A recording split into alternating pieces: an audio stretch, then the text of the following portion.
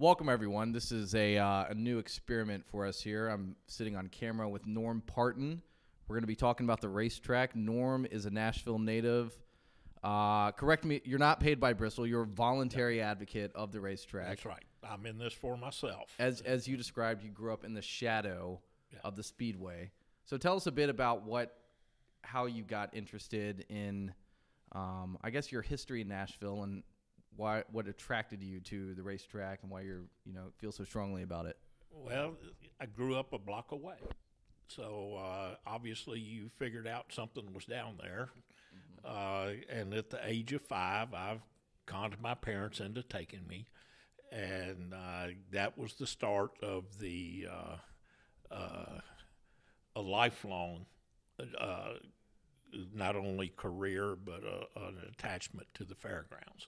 So I grew up with Cascade Plunge, which most people have never heard of, which was a public swimming pool. They had putt-putt golf there. They had Fair Park, and they had the state fair there every year, which was a big, big deal. Mm-hmm. And so when you grow up with that around and then you get hooked on racing, the fairgrounds is where you end up. Of course. How talk about the early days of racing at the Speedway. I don't think people realize. Most people, I mean, certainly even me growing up didn't have a whole lot of interface with the Speedway, right. But I heard you talk a couple of weeks ago about the history. So tell us about the history of the Nashville Speedway. So it's a horse track, right. 1 mile horse track in the 1800s. And horse people, and I'm just using that term loosely, dominated the fairgrounds. They had stables there. The horses were kept there. They had practice tracks. The trainers kind of were there the whole time. And this is what was going on in the late 1800s, 1900s. It was a 1 mile dirt track. When the state fair started happening, it was in the infield of the 1 mile dirt track. So in early 1900s, 2 people came down there and raced cars against each other for a mile. And it was just 2 cars, putting around the racetrack. Mm-hmm. I won, you didn't. But during the fair, they would bring in micro midgets, they'd bring in midgets, they'd bring in open wheel cars, and they'd bring in stock cars to run during the state fair. So this goes on for years and years. So starting in the 1900s, 1904, I think is the exact year, there has been automobile racing at this racetrack every year, including COVID year, every year since, which makes us the longest running annual racetrack in the country. Wow. We're older than Indianapolis. Now that's a historical fact. So that has been the deal, running during the state fair. So an interesting point, most people that live in Nashville, Maryland Farms, and there's a barn there that, it's been redone. In 1957, the stock car racing people negotiated with the horse people, and the auto racing people bought Maryland Farms and gave it to the horse people. So the horses moved to Maryland Farms. So in 1958, they shortened the track to a half-mile asphalt. So in 1958 was the beginning of stock car racing on asphalt there, and it's been going ever since.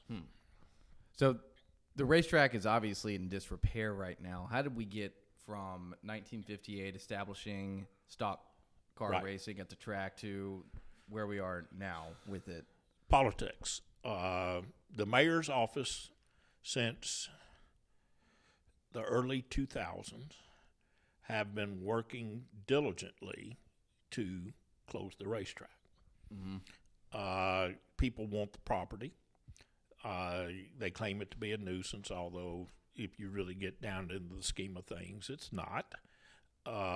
And they would not fund anything. Bathrooms are horrible. They don't repair stuff. They wouldn't pave the racetrack. They wouldn't do anything, although it's city-owned property. Mm-hmm. The same city that owns McCabe Golf Course, right? Who keeps it up tip-top shape. But for us, no. So for years, there has been this going on from the racetrack versus the fair board. And the fair board did everything they could to close us. People were appointed to the fair board for the purpose of closing us. Right. And we survived every time. So when the referendum came along, when Carl Dean wanted to close the racetrack. What year was that? 2011. 71% of the Nashville voting population voted in favor to keep the existing uses. Right. Which is the fair, the flea market and exhibition buildings, and the racetrack. So that is in the charter of Nashville. You have to have a supermajority to overrule that. Right. So that's kind of what got us to today, but they continue not to fund it. They continue to hamper. They gave away, for soccer, they gave away 10 free acres to the Ingrams of parking area, state fair area, all of these things. So they're trying to kill everybody else, right, but them. So they built the stadium. It hampers every activity on the fairgrounds to their benefit and to everybody else's loss. Right. So that's kind of where we are today. We've got the soccer stadium. You've got a racetrack in disrepair. They've also built those new that new building to house the flea market as well. Right, recently. That's the Expo Center. The Expo Center. Which is a wonderful building. So the racetrack's kind of the last component of this rejuvenation of the fairgrounds, right? Yeah. Is it the neglected final piece? And it's an embarrassment to the city, and the city owns it. Of course. So, and it's in the Metro Charter, too. It's in the Metro Charter. Which it's not just the fairgrounds, but maintaining it as a racing track. Right. Yeah. So it's there. They make it to where a promoter can't make money. The leases are not favorable to anyone except the people that want to put them out of business. So there's been this, I'm not a conspiracy guy, right? But it's been a plan and strategy by multiple mayors.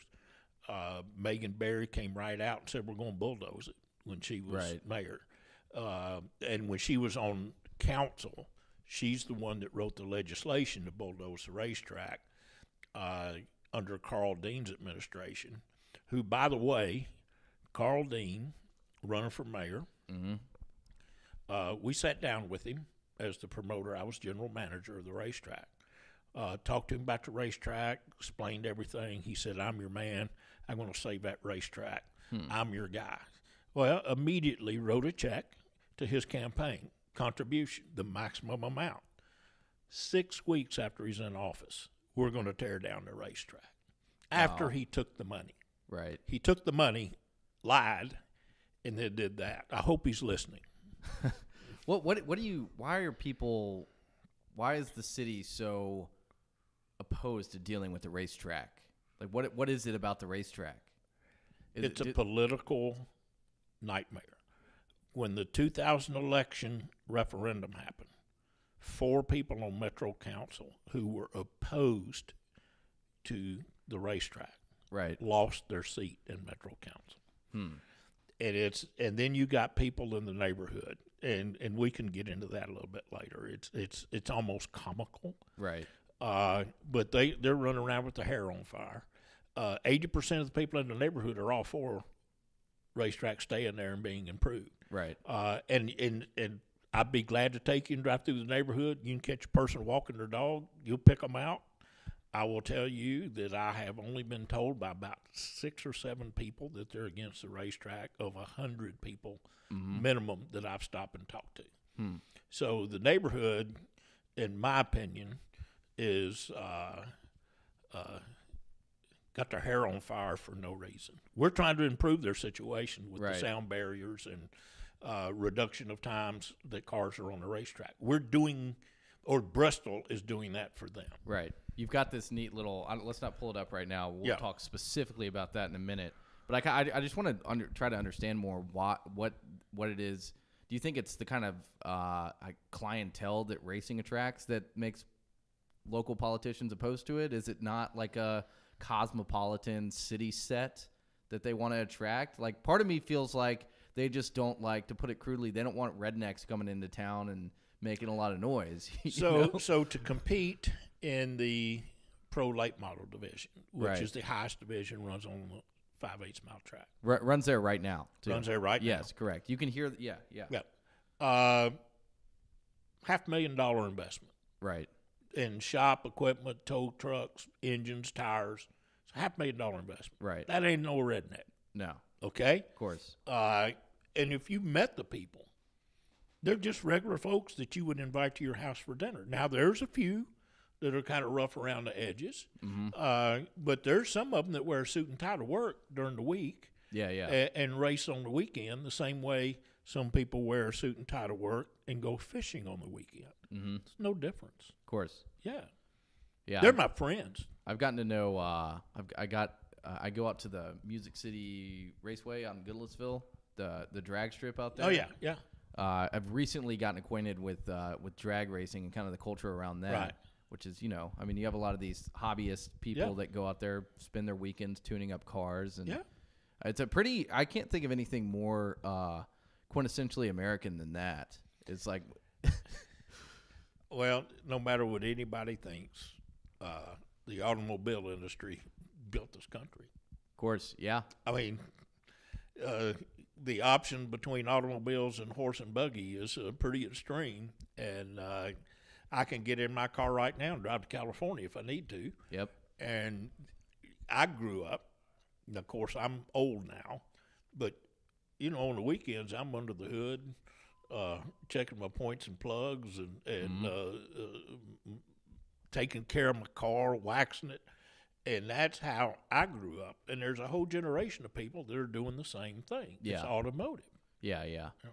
I think I don't know. It seems like the whole obsession with electric cars, which I think is totally manufactured, by the way. I don't think people actually want electric cars. I mean, I don't know if you see this Ford, their pickup truck.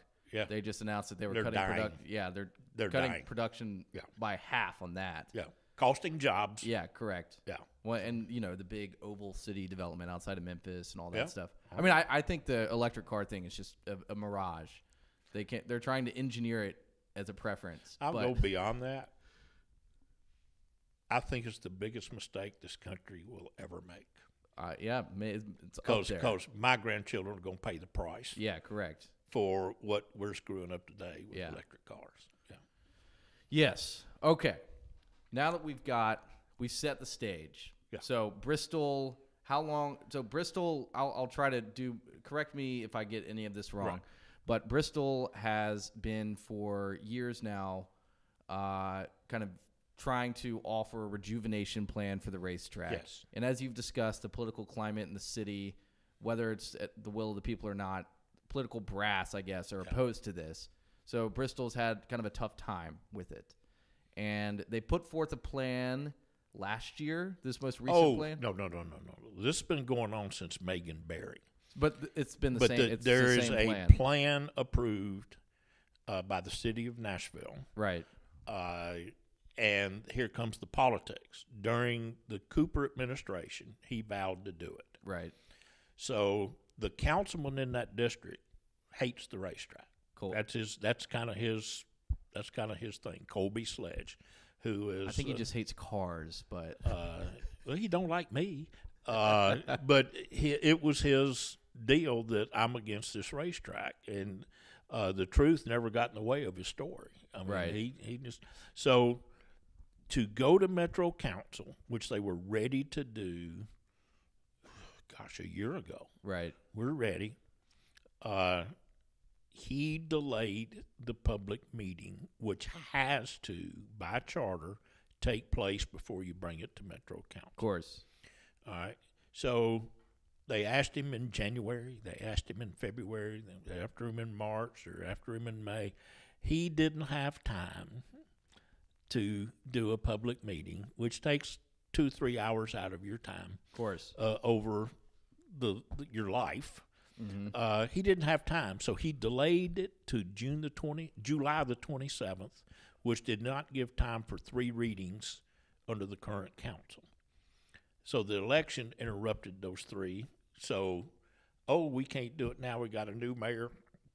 We're going to have a new council. We're going to have to start all over. Colby Sledge manipulated the system and the charter of Nashville to screw this plan up. Right. Yes. So he deliberately delayed that meeting, knowing that it would kill it for that term. Kill it for that term. You'd have to readdress it a whole new council. And the reason being, we would have won in council.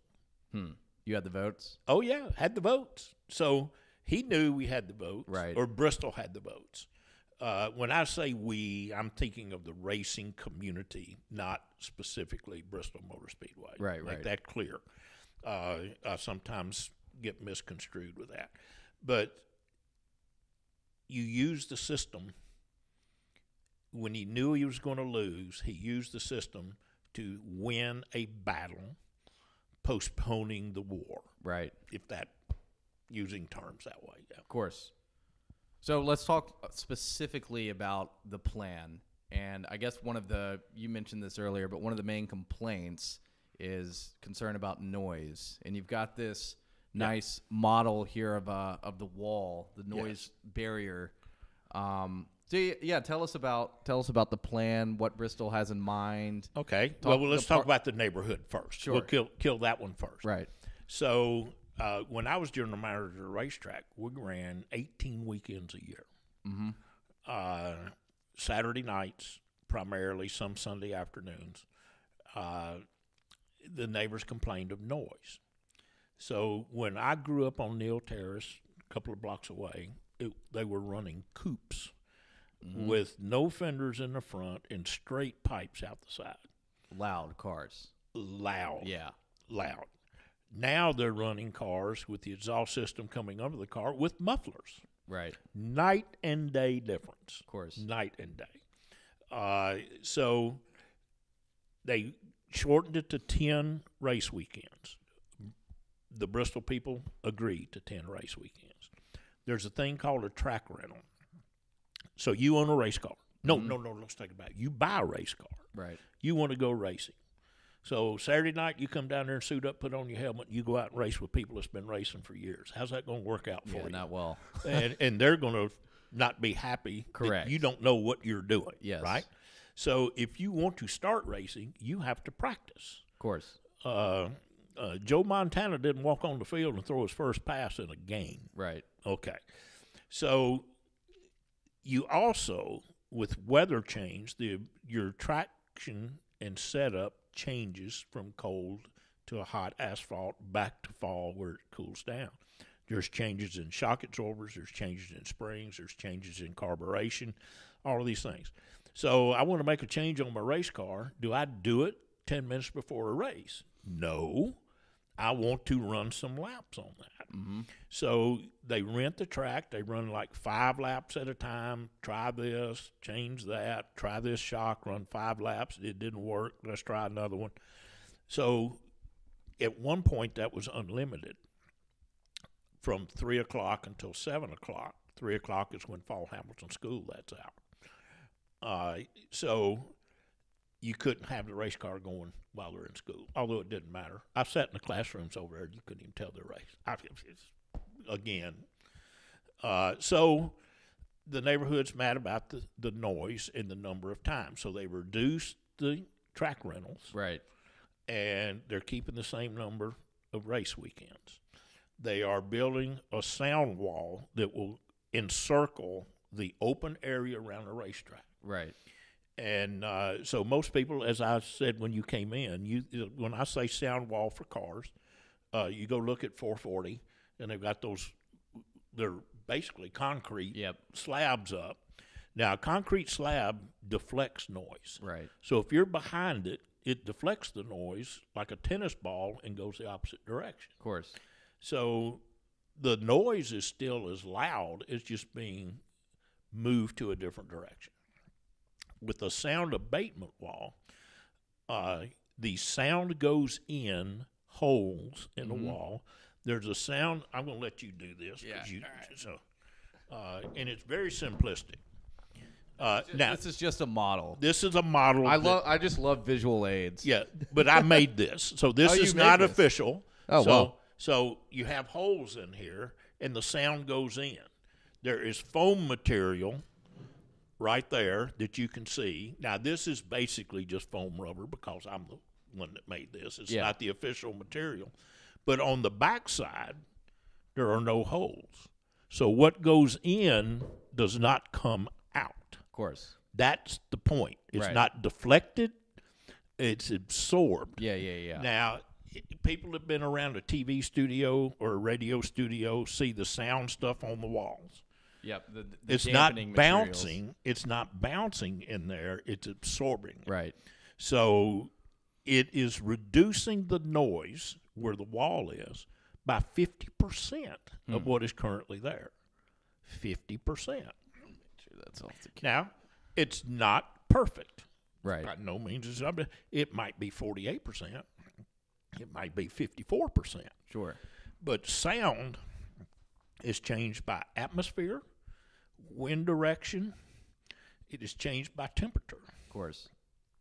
So there is no perfect, impossible to have a perfect reduction in sound to an exact decibel. Right. Higher humidity, lower humidity is like a 6 decibel difference at 200 yards away. Huh. I mean, so it's not perfect. Right. Not perfect at all. But it is the effort and millions of dollars going in to appease the neighborhood for 10 weekends a year. Only 10 races a year. 10 races. And an interesting comparison I heard you make last time I heard you talk about this was talking. I mean, I live kind of by an interstate. If I open my window at night, I can hear the interstate. Yeah. Right. It's constant. Never stops. Yeah. You know, it's interesting that people are concerned about 10 race weekends a year, and kind of ignorant of traffic noise. I guess traffic noise is just more persistent or. Well, 2 examples. Let's walk out to your parking lot. Right. And what's back here? Yeah, there's Radnor train Yards. track. Yep. 24/7. Of course. I live on the other side of that. Yeah. 24/7. Mm-hmm. Between me and the railroad tracks is I-65. Right. 24/7. Correct. So if you're on Wedgwood and you get halfway between the interstate and the racetrack during a race, and you take your decibel meter and you point it right at that racetrack, then you turn around and point it at the interstate's louder. Exactly halfway between the two. People are building in that neighborhood as fast as they can go. Oh, yeah. If you drive through the neighborhood, interesting point, I grew up on Neal Terrace, which if you leave the fairgrounds on Wedgwood, you had Central High School when I lived there, a street named Carvel, and the next street is Neal Terrace. Mm-hmm. I lived on Neal Terrace, and the biggest opponent to the fairgrounds lives in the house I was born in on Neal Terrace. That's funny. Now, is that fun? Yeah, that's. And those people complain that we can't watch TV while the races are going on. But I, being active in this, have been in the front of their house during the races, looking in their door, which was open, and they're watching TV. Uh-huh. Yeah, that they can't do because of the races. Right. So the neighborhood exaggerates everything. Yeah. Everything. Which is why there's something else going on here. I don't know. It seems I don't know. Well, and of course now they're funded by Mr. Ingram, who has the soccer stadium, Right. who wants the racetrack for parking, Of course. and probably was promised that by Megan Barry when she was mayor, because her plan was to destroy the racetrack. But the Bristol plan, you were has parking, considers parking. Well, first of all, they're professional people. Right. Of course. The people running the soccer stadium doing the parking are amateurs. The parking, the getting in and out of a soccer game is terrible. Unconscious. I've only been to one, and I had to run all the way to 8th Avenue to get a ride.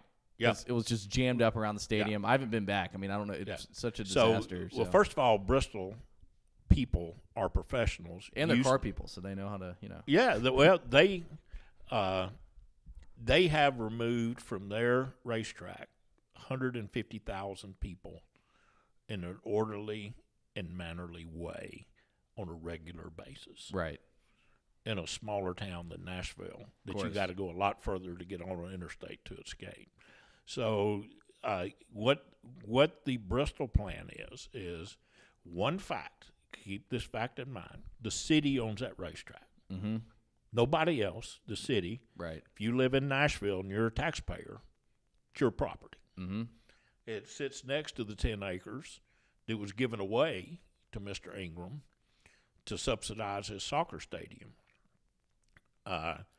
Your property, 200 feet away from the racetrack, gave that property away. Is that fair? No. So anybody that says that's fair, I would like to hear your logic. So city owns the property. They want to spend somewhere south of $100 million to redo the grandstands, restore it to where it should be, seat 30,000 people. So they're adding seats plus restoring the seats that are there. They're going to do that and improve the racetrack. And here's this about parking. So when there's a soccer game, they park on the racetrack. Mm-hmm. The Bristol plan levels the infield, which doubles the amount of parking for soccer, flea market, Christmas Village, which is a huge deal for this city, and any activity there. Plus, they're building a tunnel under turns 3 and 4 to where you can park in a racetrack and go through a tunnel and come out right at Expo 3. So if you're at the flea market, and it's ADA levels, so there's not too much of a hill, so forth, but it is helping everybody. So this is going to cost south of $100 million. $34 million have been put in by the state and the Visitors and Conventions Corporation. $17 million each. So you reduce your price down by that. The Bristol deal puts some money in, reduces it either further down for that. So your bond issue, give or take, if we're talking millions of dollars, but give or take $4 million is $70 million. Right. That is backed up by rent payment, revenue sharing, ticket tax, and sales tax that are dedicated, pulled from that facility to pay for it. So if you are a spectator or you're a racer, you're paying for the facility. The money goes into the kitty, plus Bristol's money goes into the kitty, and there's more money going into the kitty than the debt service is, which is a net profit to you, the taxpayer. So taxpayers are not on the hook? I mean, the question...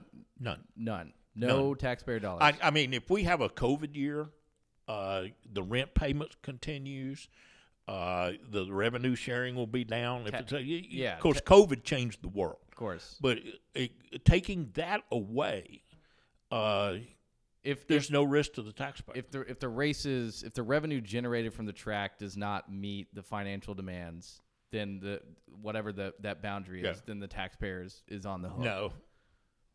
Because when you borrow money in a revenue bond, you borrow more money than the revenue. You take a percentage and you sit it over here in the shoebox. That shoebox is there to cover shortfall. Right. Okay? So that's there. The Bristol Motor Speedway is there to back that up. Of course. So catastrophe? Yes. I see what you're saying. But what is the, these people have been operating since 1960. They've never missed a note yet. Right.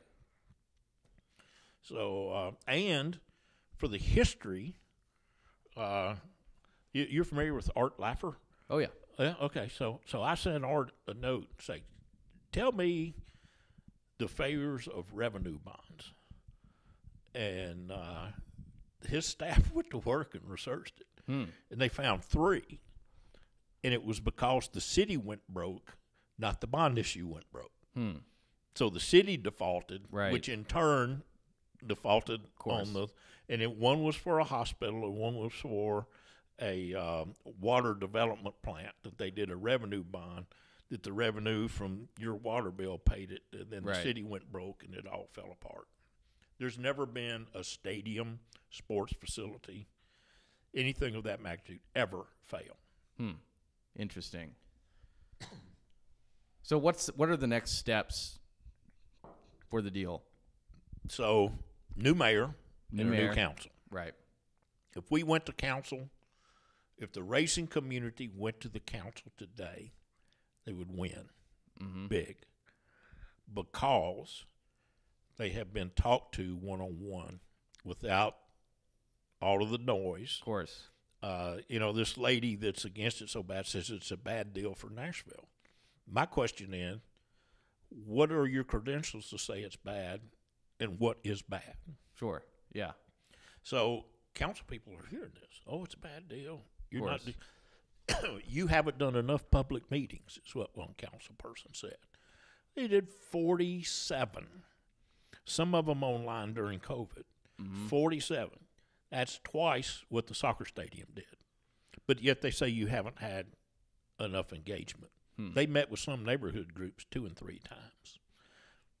Don't matter. We're against you, and I don't care what the facts are. Yeah. So even with the sound wall, people will say, I don't believe it.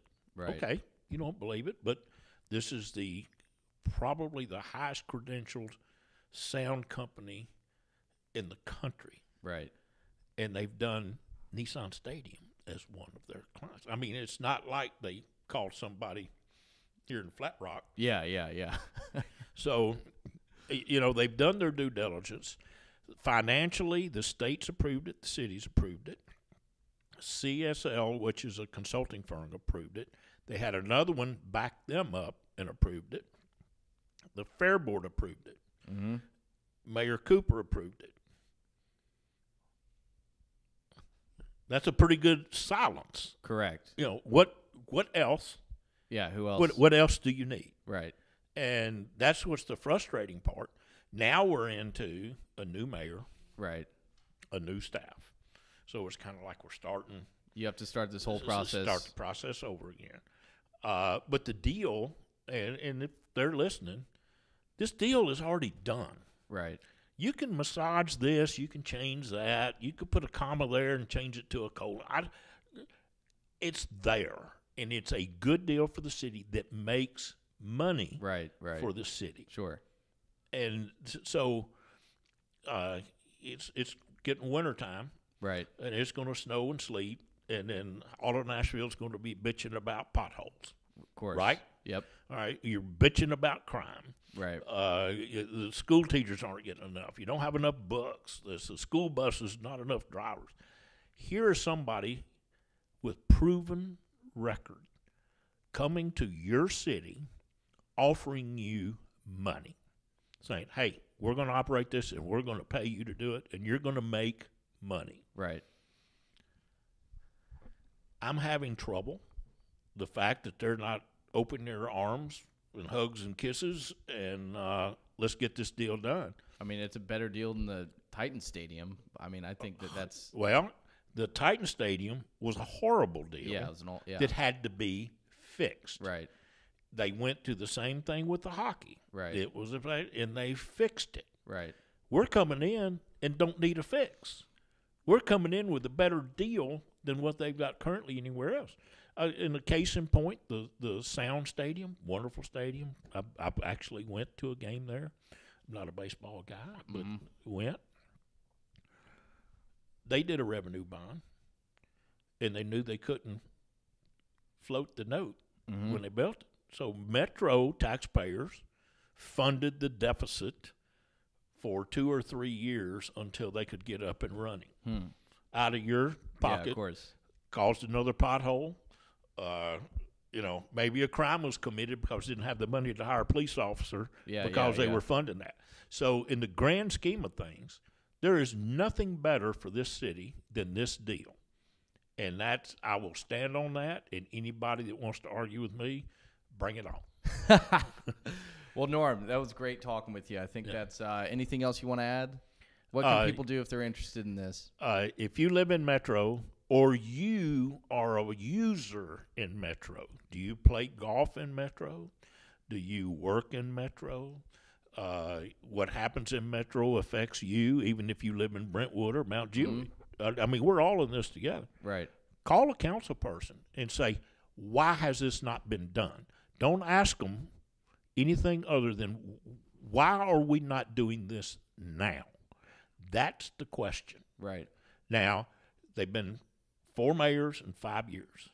They've spent millions of dollars, and speaking of Bristol Motor Speedway, millions of dollars, and continue to do it today. How long are they going to wait? Mm-hmm. How long would you wait? How long before you say, Nashville, it's been nice knowing you? Yeah, yeah. They're willing to come in here and do something for you, the taxpayer, and you should be ashamed as a Nashvilleian of the way this city is treated them. When can we expect to see something back up on the council? There will be no activity from now until first or second week of January because it's Christmas. Yeah, of course. We faced that last year. Right. Christmas. But you know what's interesting? Cooper took office. We were ready to rock and roll. Right. He was ready to rock and roll. Tornado hit. Yep. 3 weeks after tornado was COVID. Yeah. All right. Then you run around the calendar a little bit, and you come to a Christmas bombing. So the mayor comes in. Here's a racetrack, but East Nashville got destroyed. Well, okay. Take you a few months, work on that. We'll get back together. Right. 4 years later. Yeah, of course. 4 years later. Yep. It's time. It is time. All right. Well, you heard it here. Norm, thanks for chatting. I loved it. Yep. It's a good time. All right. Thank you, everyone, for listening.